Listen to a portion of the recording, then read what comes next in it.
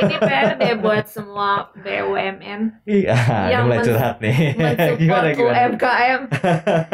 Ini designer and provider apa namanya garment ini kita masih sulit ini kalau cari apa namanya eh, bahan-bahan pesanan tertentu. Ah,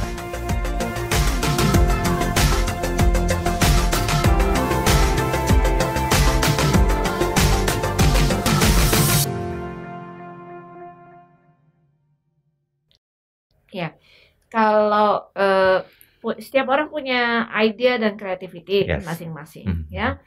Tapi saya akan bicara melalui komunikasi dan branding. Oke. Event itu adalah suatu wadah. Hmm. Event itu jadi gini. Nih pakai wartawan-wartawannya dikit. Kepancing Lu juga ya. tanya, lu tanya dulu ya. Tanya dulu. Hmm. Oke, mau diwawancara terus eventnya apa? Eh, Waktunya kapan? When, where, why? 5W1H ya. Udah Oke. pasti itu harus terpenuhi. Gitu. Nah, jadi oke, event itu adalah satu. Jadi kita bawa nih, apa nih bahannya? Oh, kita pakai dengan pewarnaan alam, misalnya Mm-mm, dengan mm-mm, apa namanya? Dengan warna pohon kayu mahoni mm-mm, gitu. mm-mm. Terus dibuat dengan apa namanya? Dibuat dengan yang tadi seperti saya cerita, philosophy of the Yes, fabric yes, gitu. yes. Filosofi fabriknya dulu, kita Mhm, mulainya dari hulu ke hilir nih gitu. mhm, mhm, Filosofi apa namanya? Filosofi fabriknya apa? Kemudian rupanya dia cerita tentang filosofi magis di Tanah Sumba gitu. hmm, Dengan gambar ini seperti waktu itu Bu Jokowi pakai yang gambarnya rahim perempuan. Apa hmm, artinya hmm, gitu? Bu Iriana pakai hmm, apa artinya itu ada artinya gitu. Itu hmm, dikomunikasikan. Misal, jadi kita hmm, mengkomunikasikan keluar apa yang orang luar nggak punya, something new, mhm, something interesting mhm, gitu. Kemudian kita bawa nih ke satu fashion show. mhm, mhm. Kalau yang lain cuma bicara modelnya begini, model Iya, iya, iya. simetris, itu udah repeated story gitu. Iya, iya. Tapi ketika misalnya, tapi itu salah satu, itu Mhm. hal yang bagus juga. Strategi juga kan Itu sebetulnya strategi kan? juga Heeh. karena kan kita harus apa namanya model-model kreasi yang baru sekarang ada lagi tuh anak-anak ITB bikin Mhm, dari jamur lah baju mhm, gitu mhm, ya mhm, macam-macam. Jadi apa namanya itu hal yang kreatif. Tapi mhm, eh, udah kreatif harus lebih kreatif lagi. mhm. Kayak kalau kata ibu saya kalau udah sabar harus lebih sabar lagi. Tapi saya copy aja. Udah kreatif harus lebih kreatif lagi gitu. Kalau nggak kompetitif Iya, gitu. iya, Jadi iya. apa yang kita buat orang ikut nggak apa-apa. Karena Hmm, we inspire others hmm. gitu. Kata Jadi kuncinya itu ya, we inspire others. we inspire Oke. others gitu. Kita harus inspire others karena Mhm, hidup bahagia mati masuk surga. mhm, mhm, mhm, mhm. Simply by inspiring others misalnya Yes, gitu ya, yes, yes. yang paling simple gitu. Nah, jadi seperti itu Mas, kita komunikasikan apa produknya. Kemudian di sana kalau kalau Fashion Week tentu biasanya yang diundang yang udah Mhm, levelnya mhm. kelas dunia. Betul, betul. Kemudian apa namanya dia harus menghadirkan karya-karya, kemudian dia bisa kemudian bawa wartawan sendiri nggak Mhm, masalah gitu, mhm, karena mhm, itu sesuatu kebanggaan untuk negeri mhm, gitu dan mhm. satu prestasi untuk negeri. Tetapi dengan cara yang Elegan. the way it has to be gitu. Mhm, mhm. Dan kalau kata bisnis tuh nggak boleh ada grey dalam administratif gitu ya. Kecuali beberapa daerah yang ada grey-nya ya. Eh, Tapi gini Mbak jadi Mi, nggak boleh ada gray area, jadi nggak harus boleh ada grey area. harus clear Oke, yang Mbak, disampaikan. saya berpikir begini loh, kalau di Indonesia digaung-gaungkan dengan halal, Hmm, pariwisata halal, kemudian juga makanan halal, busana halal, hmm. kosmetik halal. Dari pengamatannya Mbak Ami yang memang sudah fokus banget ke dunia fashion dan juga modista ini, masyarakat mancanegara atau masyarakat global ini, apakah mereka aware juga tentang hal ini sendiri? Mengingat cuma Indonesia kan negara yang populasi masyarakat muslimnya terbesar sedunia. Nah, bagaimana tanggapan mereka tentang istilah halal di mata mereka ya? Hmm, Ketika kita datang ke sana, kita bawain satu fashion yang udah ada story-nya, ada values-nya, hmm. ditambah lagi dengan unsur halal. Nah, mereka care nggak sih dengan hal itu?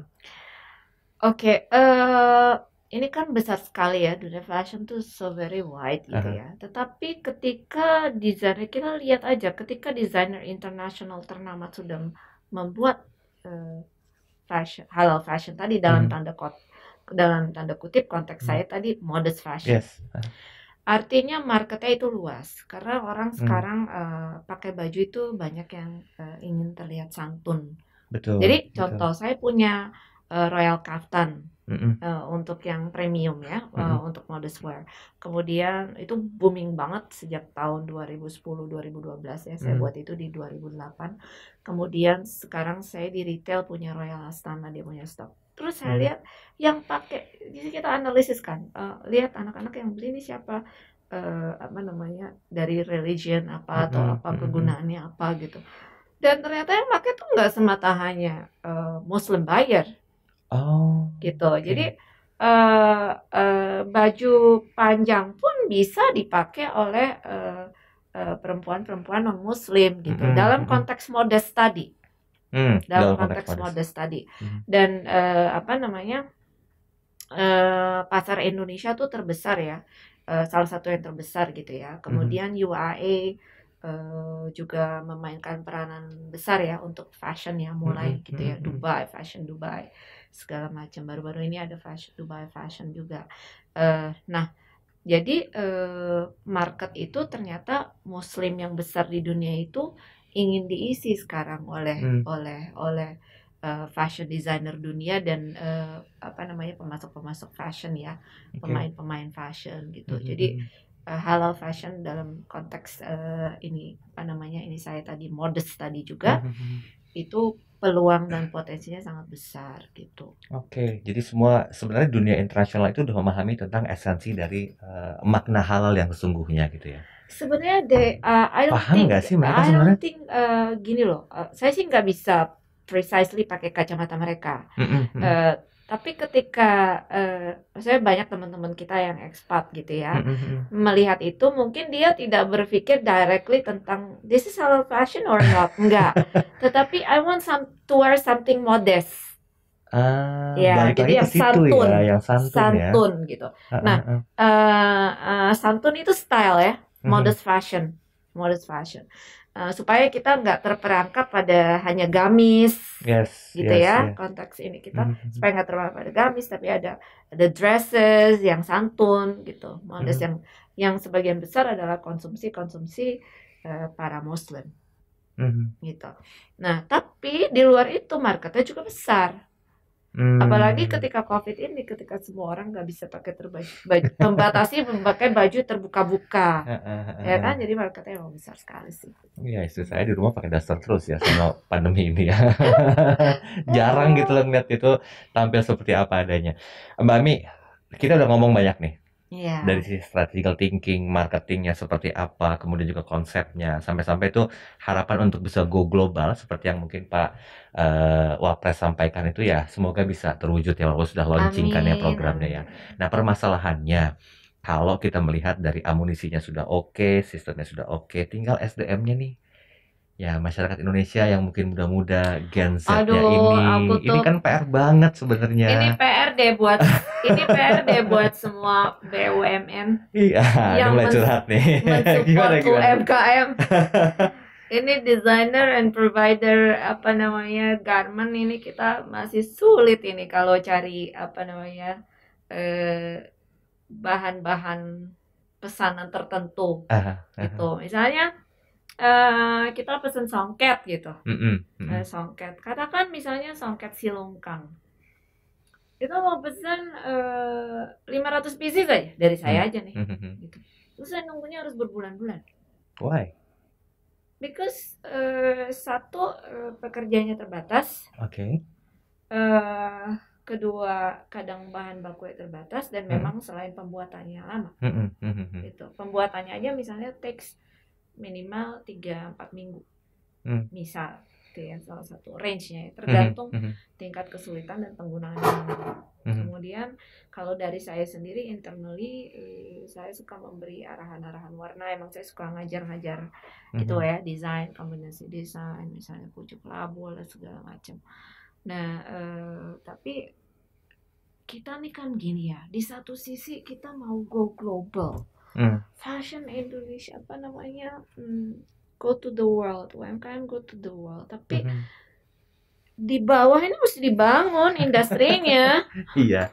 Iya, industri di bawah dibangun. Jadi sebenarnya yang dilakukan itu sudah bagus, tapi kayaknya kita perlu put more attention. Sama satu lagi, itu satu ya, industrinya yang harus dibangun, bukan yang ada di Yes. ujung di Iya, iya. di branding gitu. Tapi industri harus step by step dibangun, diadakan pelatihan. Misalnya orang-orang kayak kita lah, desainer bisa melakukan pelatihan untuk selera pasar, untuk segala macam. Kemudian yang kedua adalah untuk penggunaannya. Sebelum keluar negeri, orang Indonesia dulu dong setiap ini misalnya pakai jilbab setiap hari. Kamis pakai jilbab motif Indonesia ya. Kapan saya tungguin? Aduh, please, bismillah, semoga ada Pak Menteri yang dengar sama Pak Wapres. Amin. Gitu. Nanti Jadi kita share ya. batik udah luar biasa dipakai, udah mulai disosialisasi. Juga Bu Menko-nya juga very aktif gitu. Kemudian sekarang kan kita buat nih jilbab motif. Ini seperti saya pakai juga ada motif Sumbanya gitu. Motif Sumba. Dia ada filosofinya. Kan keren banget kalau misalnya setiap hari ini kantor kementerian ini pakai jilbab kerudung dengan ini ada filosofinya. Misalnya filosofinya bunga cengkeh, atau filosofinya misalnya apalah gitu ya yang bagus gitu. Nah, jadi atau misalnya di Lampung, kalau di Lampung tuh ada lambang kejayaan Lampung misalnya kapal Lampung itu gitu ya, kita buatkan gitu dengan desainer artistik dipakai. Jadi motif-motif Indonesia itu mulai dikeluarkan dan dikomunikasikan melalui penggunaan gitu. Kalau enggak, sekarang saya punya Tante Ami mainnya sama anak 20-25 tahun. Kamu tahu nggak nih motif apa? Sebenarnya ini motif jumputan. Tie-dye Tante. Oke, that's the technique ya. Oke. Tapi dia nggak ngerti lagi jumputan gitu. Maksudnya apa itu jumputan Palembang, terus kemudian pewarnaannya gimana? Katakan pewarnaan terlalu teknis gitu. Tapi sources daripada origin atau tentang cerita itu aja dia udah nggak sampai ke dia sosialisasinya. Nah, that is very important. Penting nggak sih pemaksimalan untuk exhibition, Mbak Ami? Pameran, mungkin juga di Indonesia nih ya, kita bicara masalah konteksnya. Karena yang setahu saya ketika berkunjung ke sebuah exhibition atau pameran yang berhubungan dengan fashion, mereka kan melibatkan apa namanya, pecanting ya, yang canting itu yang mereka bikin. Batik. Dan hanya orang-orang yang berinteraksi dengan mereka lah yang tahu tentang kontekstual dari produknya. Mbak, ini halal nggak ya? Oh iya, baru mereka cerita. Nah, dalam artian begini, ketika orang ingin mengetahui semua tentang halal fashion Indonesia, mereka kan harus jemput bola gitu loh. Perlu nggak dalam hal ini pemerintah juga terlibat untuk melakukan sebuah bentuk sosialisasi bahwa yang namanya halal itu ya lu nggak mesti tanya juga, nih kita sediakan kok forumnya, nih kita sediakan kok untuk corong berbicaranya. Masih kurang nggak kira-kira hal tersebut di Indonesia? Komunikasi ya, komunikasi dan branding. Jadi itu bagian yang saya kerjain yang sebelah sana.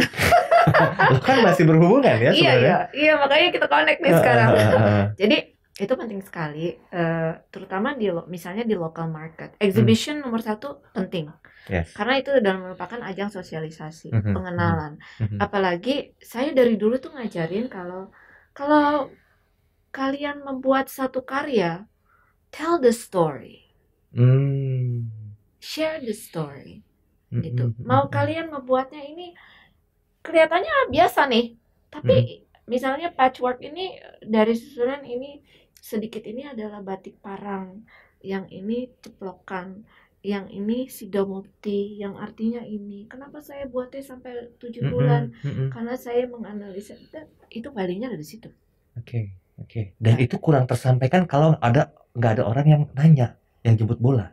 Nggak ada yang jemput bola satu, dan memang diperlukan ikon-ikon gitu, tokoh-tokoh gitu, untuk turut mensosialisasikan dan mengkomunikasikan, karena biasanya para tokoh itu adalah sumber informasi yang menjadi source gitu ya, Mm-mm, source mm-mm. media gitu. Nah, mereka memakai itu atau mereka berbicara tentang itu atau mereka mengadakan exhibition itu. Sebenarnya sekarang yang diadakan oleh ibu-ibu kabinet sekarang Mhm, sudah cukup bagus gitu. mhm, Ya, mhm, cukup bagus, tinggal komunikasi kalau boleh ditingkatkan apa namanya cerita tentang itunya mhm, lebih disupport untuk branding dan komunikasinya mhm. tentang the product tentunya. Akan lebih maksimal ya. Iya, akan lebih maksimal. Jadi Mhm. dari pekerjanya sendiri dia juga menceritakan apa yang dia buat gitu. Iya, iya. Nah, kemudian dari para tokoh yang mengenakan itu juga dia harus apa namanya menceritakan apa yang dia kenakan, bukan hanya this is not Mhm, only beautiful, but mhm. let's see the value inside it. Hmm. Karena benar juga. Ini saya mulai coba menghubungkan dari apa yang digunakan bahan bakunya untuk membuat batik misalnya. Itu kan semua dari lingkungan alam sekitar yang notabene-nya dalam kategori halal juga ya.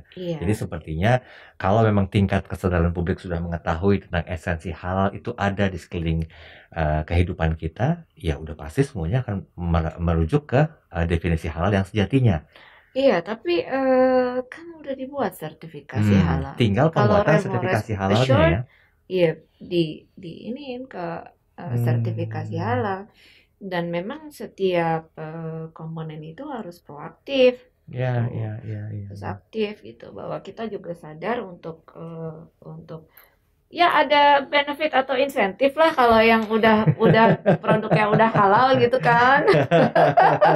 Dari pemerintah apa misalnya gitu. Terus Untuk misalnya pemicu ya. iya untuk Mhm, memicu. Jadi ya jadi memberikan semangat kepada pelaku-pelaku UMKM yang ingin mhm, berkembang gitu. Tapi tadi oke. itu penting juga supaya orang-orang seperti kita yang udah ada di sini Mhm, mau memakai misalnya songket apa, tenun apa, batik mhm, apa, mhm. itu nggak punya kendala lagi cari gitu. At Iya. any time apa namanya bisa, oh ya saya perlu ini, oh ya kita tinggal sini, oke supply-nya bagus gitu. Yang ngerjain ada, nggak denger lagi, "Ah, yang ngerjainnya nggak ada bu, nih lagi nggak buat nih, lagi sepi nih, lagi ini. Kenapa? Mhm, mhm. Karena absorpsi marketnya nggak diciptakan juga gitu. Oke, Karena oke. kan kita nggak bisa hanya mensupport aja, Mhm, mhm. tapi apa namanya nanti jualnya kemana gitu kan orang-orang itu Ya, mikirin gitu juga. betul, Habis betul. bu kamu kenapa nggak buat ya? Karena kalau kita buat stok banyak bu nanti nggak laku juga bu Mhm, modalnya nggak ada kan gitu. Jadi mhm. eh, itu tuh harus di manage lah gitu. Itu tuh harus di Tunjuk manage. satu kementerian dong yang perlu terlibat di bidang ini, keluhan-keluhan masyarakat dari para pengguna, sorry, penggiat fashion halal. Iya, Satu, cepet loh. udah tahu. Satu, Kemenkop UKM, Pak Teten Pak Teten Mas Duki. untuk pembinaan ini semua. Oke, Pembinaan dari bawah sampai industri bisa menjadi industri bisa mengisi market global. oke. Jadi nggak ada lagi tuh tadi nggak ada segala Mhm, macam. BUMN mhm, untuk support UMKM karena mereka punya program binaan UMKM mhm, dan sosialisasi penggunaan kain wastra Indonesia. mhm, Oke, satu lagi Menparekraf mhm. untuk promosi budaya pariwisata. Oke. Dah, 3 ya. BI juga concern banget sih sebenarnya, tapi dia selalu supportive Iya, untuk iya, itu. iya, iya. Tapi Iya, penguatan industri halal Indonesia sebenarnya perkembangannya sampai dengan sejauh ini pemainnya banyak nggak sih, Mbak Mi? banyak, Lebih banyak. terpusat di mana daerah kalau kalau boleh disampaikan? Apa nih? Fashion, Fashion. fashion. Kalau fashion tuh menyebar ya pelakunya. Hmm. Pelakunya menyebar semua seluruh Indonesia tuh bikin fashion terutama Hmm. di daerah-daerah juga kayak di Jawa mereka Hmm. merupakan salah satu sentra produksi baju muslim Hmm. gitu yang kemudian bisa disebar ke daerah-daerah ya Makassar ke Ya, Palembang ya, ke ya. mana Jadi gitu. Kementerian Koperasi dan UKM ini kewenangannya Pak Teten Mas Duki yang masih menjabat. Kemudian Jangan para marah ya Pak Teten. pelaku BUMN, Pak Erick Thohir terlibat berarti ya? Pak Erik Terlibat mohon positif ya pastinya ya. support nih Pak Erik kan selalu concern Yang juga. ketiga tadi Yang ketiga tadi BI, Menparekraf Menparekraf. ya Pak Ini Sandi Uno. Pak Sandiaga. Oh, udah 2 biang kan ini kan, yang Iya. mereka tuh benar-benar konsen di bidang ini kan. Iya, untuk promosi budaya pariwisata tuh ya. Terus saya pernah ngomong ya waktu itu di Muadasa Dewan Pakar. Waktu itu ada Pak Peri Warjio, Gubernur BI, dan setelah itu kami lanjutkan dengan komunikasi juga.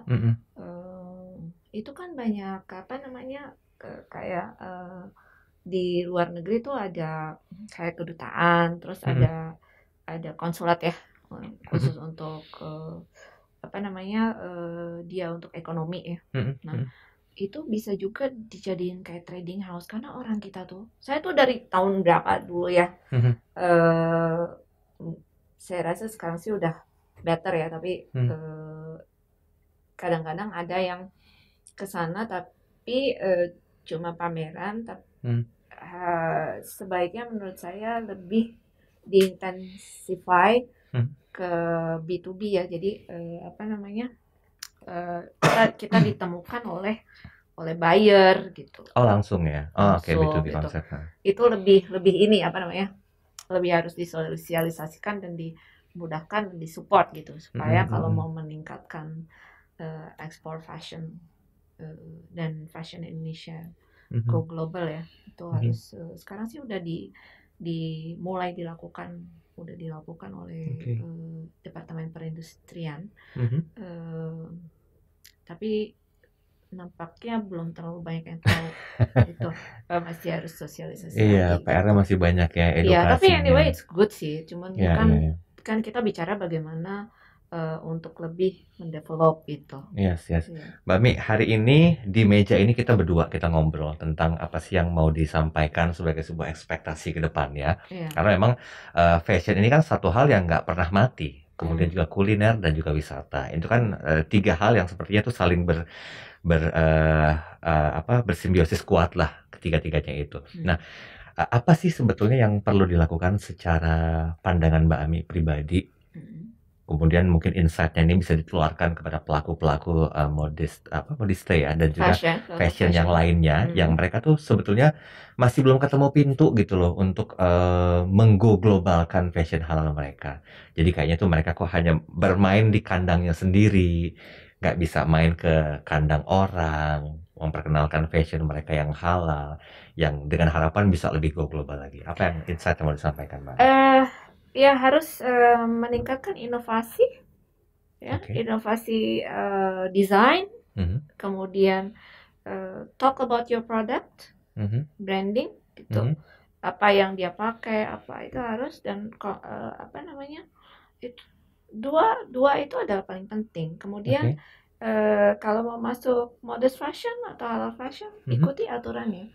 Ada sertifikasi halal untuk lebih mudah masuk ke misalnya market UA. You do it. Gitu. 3 itu aja. Nggak perlu influencer ya untuk bisa menambah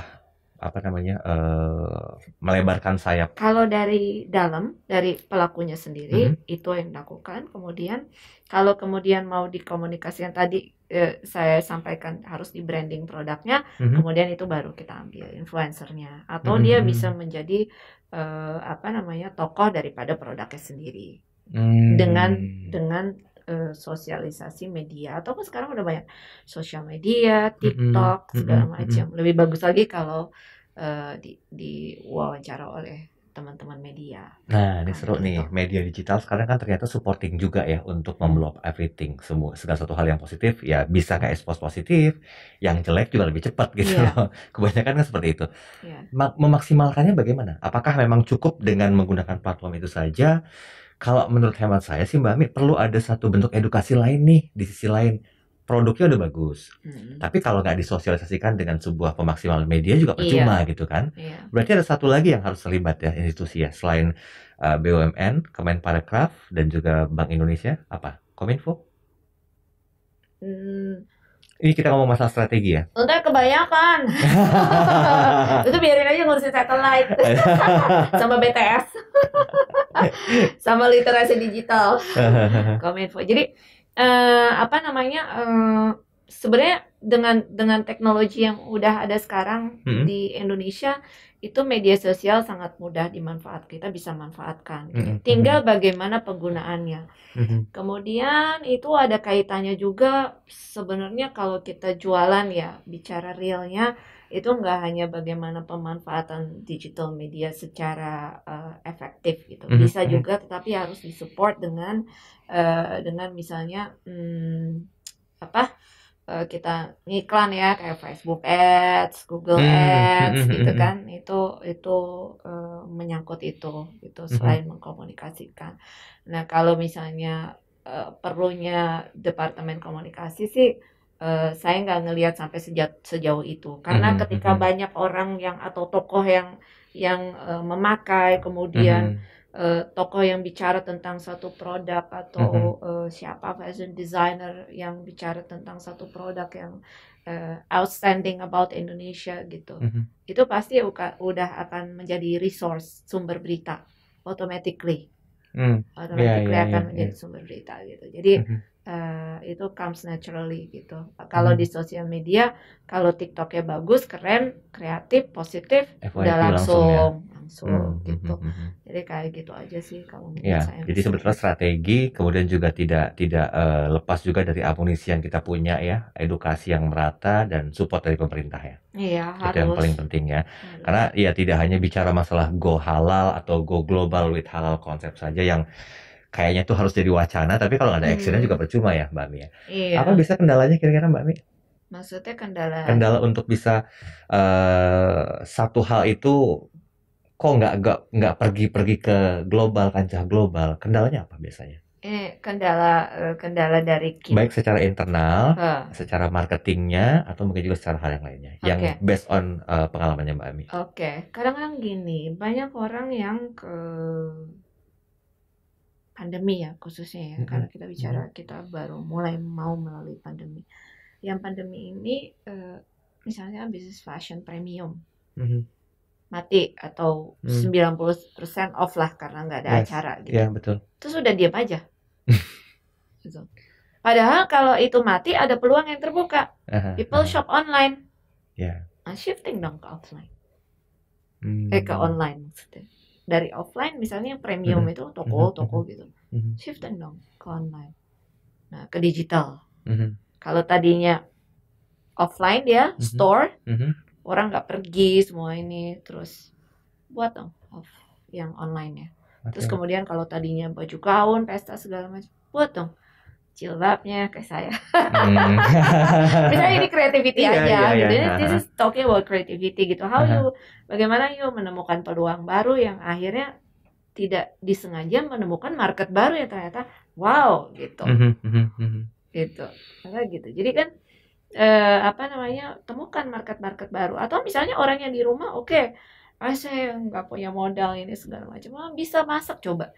Tahu nggak Mas Daryl, berapa orang sahabat saya yang ketika dia di rumah atau dirumahkan itu menemukan passion baru yang menjadi bibit bisnis baru. Iya, gitu. Setuju. Itulah yang dilakukan oleh orang-orang yang kreatif. Gitu. Jadi semua kembali kepada kita. Kita harus selalu kreatif, inovatif, dan know what to do. Ada roadmapnya, jangan lupa. Kalau nggak ada kereta, nggak ada rel. Terakhir Mbak Mi, tips dan trik seperti apa yang mungkin Mbak Mi mau sampaikan kepada para pemain-pemain yang baru ya? Karena mengingat apa yang disampaikan Mbak Mi tadi, di masa pandemi ternyata banyak juga nih kesempatan, peluang yang kalau kita bisa temukan, kita fokuskan, ya otomatis bisa dimonetisasi juga, jadi uang juga gitu lah. Tapi kan perlu memperhatikan beberapa poin-poin lah yang harus kita temukan dari senior, dari yang sudah expert di bidangnya. Nah, Mbak Mi mau menyampaikan apa kepada para pelaku yang baru ini? Ada 3 sih kayaknya nih. Kenapa suka dengan 3 sih? Simpel aja, kalau udah 4 nanti lupa. Dari tadi banyak 3 kan? Terus ya, itu satunya apa? Nomor 1 adalah selalu semangat. 2 itu nggak boleh hilang tuh. Mau melakukan apa, semangat. Kedua, start always with your passion. Selalu mulai dengan passion. Iya. Atau hobi ya. Iya, passion or hobi itu. Ketiga, ini yang susah biasanya nih. Komitmen konsisten. Enggak susah. karena kita hidup di zaman sekarang. Heeh. Jadi harus punya literasi digital yang baik, Nah, memanfaatkan mhm. digital. Oke. Udah, itu aja. 3 itu sebenarnya. Iya, Jadi harus punya kecintaan, semangat dulu. ya, mulai dari passion ya. Aha. Kemudian manfaatkan yang sekarang ini teknologi digital. Udah cukup dong ya? Udah. Terus dari passion kita misalnya masak, udah masak. Posting, oke, jadi tuh TikTok, wah pesanan datang, udah itu aja, semangatnya ada, simple, life is simple aja, jangan dibikin ribet. Tapi komitmennya yang susah loh Mbak Ami. Iya. Iya, kan bertahun-tahun Mbak Ami kan Iya. tekun bidang ini. Yang pertama ngakunya komit, terus tiba-tiba Iya. enggak, resign, pindah Iya. lagi ke fashion. Semangatnya harus konsisten. Oh enggak, masing-masing ini tetap dijalanin sama saya. Jadi dari dunia wartawan yang saya pernah jalani nggak pernah saya tinggalin. Sampai sekarang? Sampai sekarang saya punya marketing communication Royal Mediacom. Kemudian saya masih wakil ketua PWI sampai sekarang. Oh wow. Dan fashion yang baru saya di tahun 2000 ya, tahun 2000 itu mulai menekuni fashion gitu. Jadi sekarang saya ada fashion dan itu tetaplah dia nggak boleh hilang ilmunya, jangan nggak dipakai. Berarti kecintaan nanti tuh nggak cepat tua. Gini, berarti kecintaan tuh nggak mesti satu aja kan? Tergantung siapa yang dicintai. Iya, passion itu nggak mesti satu kan? Iya. Ketika kita passion masalah dunia broadcast, jurnalis, tapi nemuin passion lagi ketika kita suka dengan fashion misalnya. Why not if you are multitasking? Iya. Iya. Walaupun banyak orang yang bilang multitasking itu nggak bagus, tapi ketika aplikasi di pekerjaan, fokus. Ya kan fokus. Makanya nggak boleh lebih dari 3. Kena lagi. Ya udah. Berarti esensi perbincangan kita di hari ini adalah tentang 3 hal tadi ya. Dari mana kita bisa memulainya itu, ya harus bisa komitmen juga, harus bisa melakukan dengan kecintaan, terus dukungan pemerintah juga harus ya Mbak. Pasti. Itu aja. Kalau enggak ya udah susah. Please. Teriak-teriak masalah halal tapi nggak disupport pemerintah juga percuma ya. Iya. Dan semoga fashion Indonesia bisa go global. Iya, amin ya rabbal alamin. Satu poin penting sebelum kita akhiri perbincangan ini, apa yang menjadi harapan ketika pemerintah sudah support, kemudian juga para pelaku fashion halal juga sudah oke, untuk bisa bersaing yang sehat itu seperti apa sih? Satu kali aja, satu statement aja. Harapan saya apa ya? Terus saya jawab ya. Indonesia bisa punya fashion unicorn.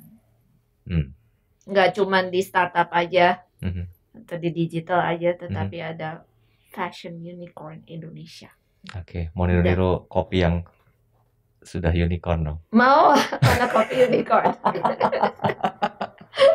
Oke, ya sudah. Terima kasih Mbak Ami waktunya. Sama-sama. Sehat-sehat ya. Salam untuk keluarga. Sama tim berapa orang jadinya? Apa tuh? Tim ada berapa orang jadinya? Tim ada 37. Wow. Iya. Habis ini ada acara lagi? Ada beberapa yang outsourcing. Oke. Habis ini ada acara lagi? Habis ini rencananya mau jalan, kan udah hampir jam 5 nih. Mau jalan sore sama anak-anak di GBK. Wow, keren. Oke, sobat message. Demikian perbincangan saya bersama dengan Ibu, bukan Ibu sih ya, Mbak Ami Atmanto. Udah ibu-ibu kok, karena beliau keberatan dibilang Ibu ya. Mbak Ami Atmanto. Tadi nanya pilihannya apa? Oh iya. Jadi Mbak Ami Atmanto ini seorang fashion designer dan beliau juga narasumber yang kita berapa kali ketemu Mbak Ami? Ini ketiga kali ya? 2 online, 1 offline nih. Offline ini hybrid ya. Semoga apa yang disampaikan itu membuat kita berpikir tentang sumber yang memang tidak boleh lagi untuk tidak kita maksimalkan, yaitu produk halal. Semuanya dari hulu ke hilir memang sudah jelas sekali kehalalannya, dan ingat, Indonesia adalah negara muslim terbesar di dunia. Jadi jangan hanya menjadikan itu sebagai sebuah wacana, tapi coba maksimalkan untuk memberikan kontribusi dan diakui di kancah internasional dalam semua aspek, baik fashion, makanan, wisata, dan juga lain-lainnya. Terima kasih, kita ketemu lagi nanti di seri berikutnya.